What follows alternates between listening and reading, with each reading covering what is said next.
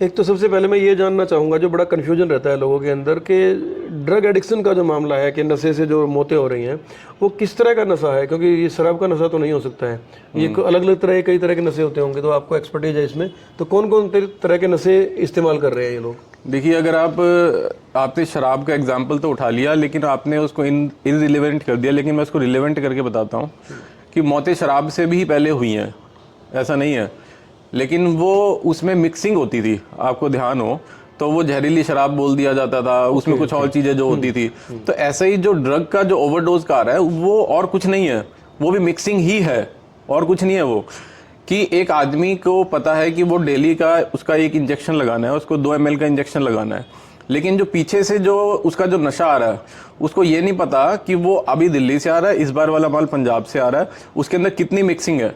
तो वो जो उसकी कॉमन जो डोज है जो लगातार चल रही है और एक दिन वो उसकी डोज पीछे से बढ़ जाती है, ठीक है, तो वो उसके अंदर जो मिक्सिंग होती है, मान लो कि एग्जांपल के लिए एक वो 2 ml का जो इंजेक्शन लगा रहा है उसके अंदर उसके वो 50% की मिक्सिंग होके आ रही है और उसकी बॉडी को वो सूट कर रही है, लेकिन एक दिन माल थोड़ा तेज आ गया, उसको वो पता ही नहीं था, ठीक है, और उसने इंजेक्ट किया तो इंजेक्शन उसका लगा रह गया, ऑन द स्पॉट वो एक्सपायर हो गया। तो ये एक बहुत ही सीरियस मैटर बन गया है कि प्रॉब्लम ये नहीं है कि नशा आदमी को इकोनॉमिकली ख़राब कर रहा है, उसको सोशली हार्म कर रहा है, उसको साइकोलॉजिकल कर रहा है, उसको फैमिली के हिसाब से कर रहा है। ये एक ऐसा हो गया है कि ये तो बहुत बड़ा क्राइम बन गया है, ठीक है, इसके आदमी कब चला जाता है उसको पता ही नहीं लगता, ठीक है, नशा करते करते कब उसका जो टीका वो लगा रहा है उसका लास्ट इंजेक्शन बन गया, उसको खुद नहीं पता होता लगाने से पहले। उससे पहले तो बिल्कुल फिट है वो,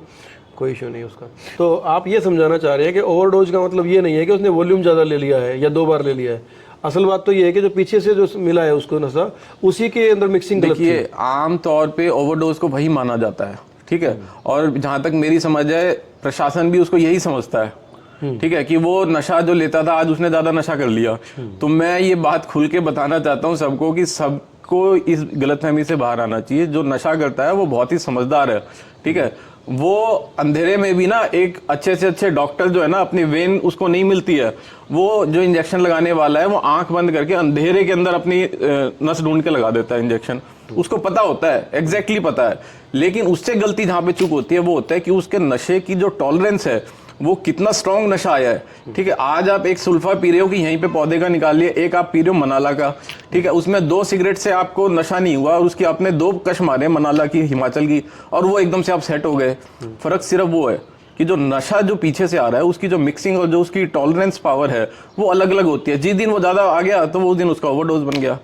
या तो इस तरीके से होगा, या होगा कि उसने थोड़े दिन नशा छोड़ा हुआ है, उसके बाद वो अपनी कॉमन डोज भी लेता है, तो भी वो उसकी ओवरडोज बन सकती है। उसके लिए ज्यादा है वो।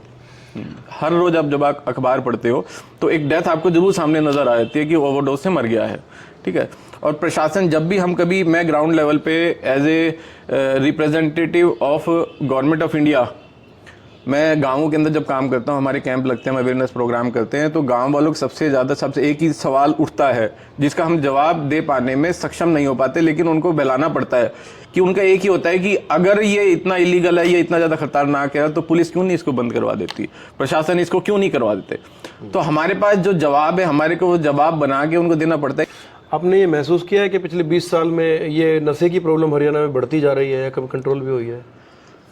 देखिए, मैं इसको आधार बताऊंगा आंकड़ों के आधार पे, वो ज़्यादा अच्छा रहेगा। 2018 में एम्स के द्वारा हाउस होल्ड सर्वे किया गया था और मैंने आज भी एक जगह मेल करके कहा है कि दोबारा से एक सर्वे होना चाहिए।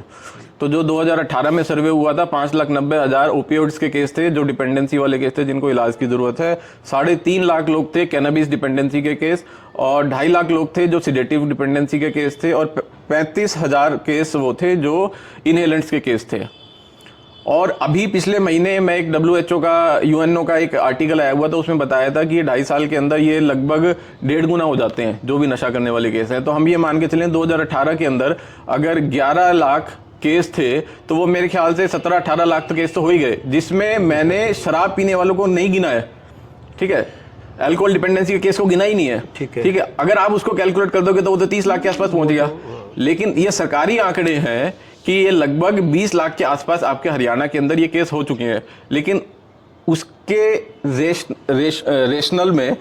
बुनियादी जब जरूरतों की बात करते हैं तो हमारे पास हरियाणा में वो सुविधा नहीं है। काम चल रहा है इन चीजों के ऊपर, लेकिन क्या है कि 15 बेड का लाइसेंस मिलता है और मेरे ख्याल से 10 ही ऐसे 10 से 15 ऐसे डी एडिक्शन सेंटर होंगे जिनको लाइसेंस मिल चुका है या जिनको लाइसेंस मिल रहा है सिविल हॉस्पिटल्स के अंदर। तो 150 बेड से ज्यादा की कैपेसिटी नहीं है अपने हरियाणा के अंदर। मतलब 11 लाख एडिक्ट हैं और ये 2018 के हैं 11 लाख और 150 बेड की कैपेसिटी है।